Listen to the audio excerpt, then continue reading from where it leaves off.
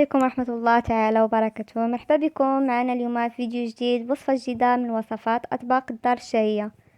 نتمنى الفيديو ينال إعجابكم، وإلا عجبكم الفيديو ديالنا ديروا جيم أو بارطاج وتابوناو في القناة.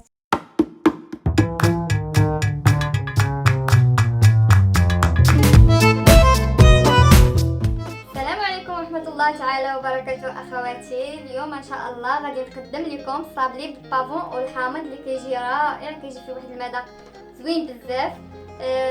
غادي نحتاجو في المقادير. في المقادير العجينه غادي نحتاجو 150 غرام ديال الزبده، 90 غرام سكر كلاصي، ومعلقه صغيره كلوكو ديال الحامض، وجوج بيضات، ومعلقه البافون.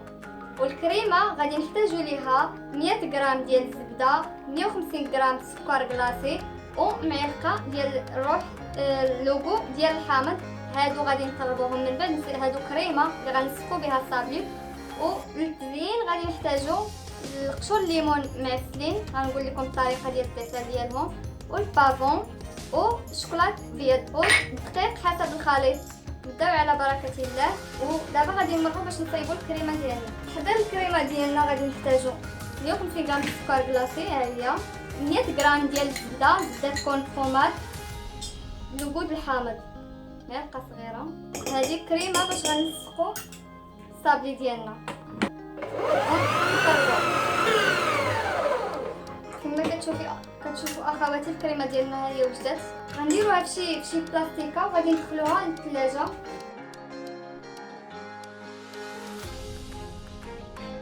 الكريمه ديالنا هي ودي وجدت هنا. كما كتشوفوا البنات الكريمه ديالي راه نسيتها انا قبل، لانها كتبغي تصيب قبل تقريبا 5 سوايع اولا اكثر، باش النهار الطلات كيكون احسن. وكنديروها في المجمد وكنخليوها تقريبا حتى كنبغيو نحتاجوها نجبدوها نص ساعه قبل. هنا غادي نبداو بالخليط ديالنا. غنبداو بالزبده، نخدمو الزبده والسكر،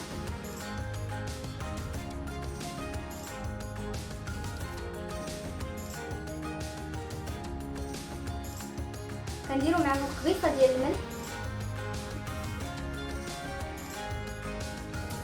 غادي نضيفو معلقه صغيره ديال البافون. البافون هو الخشخاش كيتباع. نضيف جوج بيضات،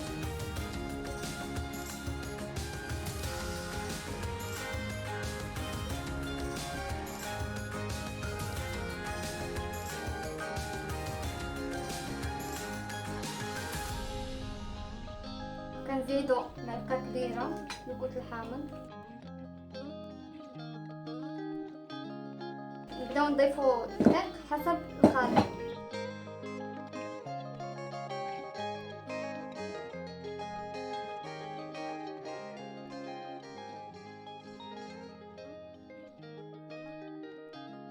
من بعد ما عجنا الصابلي ديالنا كما كتشوفوا كيجي بهذا الشكل هذا، غادي نديروه في الثلاجه واحد ساعه المكانه عاد باش نبداو نخدمو، باش كيجينا ساهل في الخدمه ديالو، ما كيجيناش صعيب. من بعد ما ارتاحت العجينه ديالنا في الفريك واحد شويه، تقريبا نخليوها ساعه المكانه ترتاح.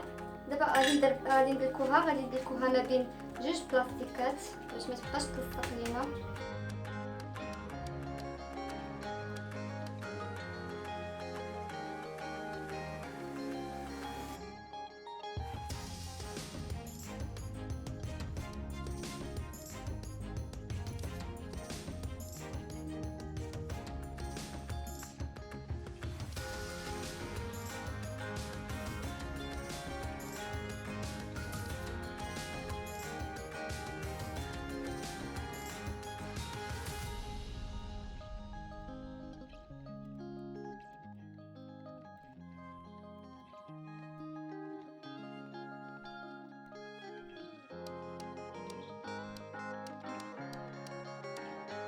كنكمل انا على بحال هذا الشكل هذا التمثيله الحلوه ديالي، وتلقاو ان شاء الله باش نوريها لكم ملي طيب.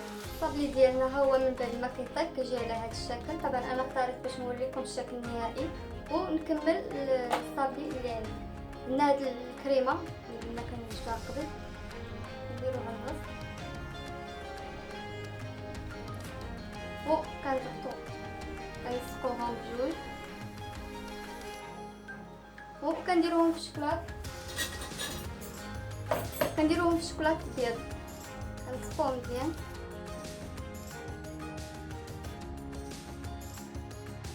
مزيان كنزينو بخليط ديال الليمون المعسل والبافون.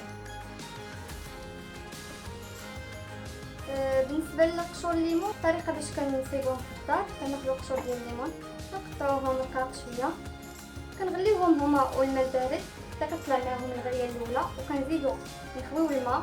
من فوق طلع الغليه كنخويو الماء وكنعاودو نفس الطريقه، كنديرو الماء بارد في الكاسرون ديالنا ونديرو قشور الليمون ونخليهم تطلع معاهم الغليه الثالثه. من فوق طلع معاهم الغليه الثالثه كنصفيوهم وكنديروهم في كنزيدو ليهم كاس ديال سنيده وكاس ديال الليمون. وانا غنكمل الصابلي اللي عندي.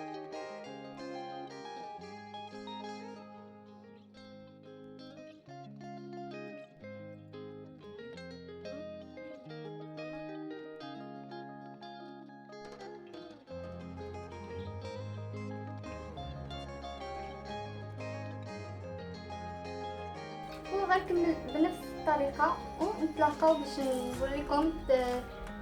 نوريكم النتيجه النهائيه اللي حصلنا عليها مع الصابلي اللي كيجي جد رائع، واللوغو ديال الحامض اللي كيعطي فيه مذاق اروع، وحتى الشكل ديالو زوين بزاف.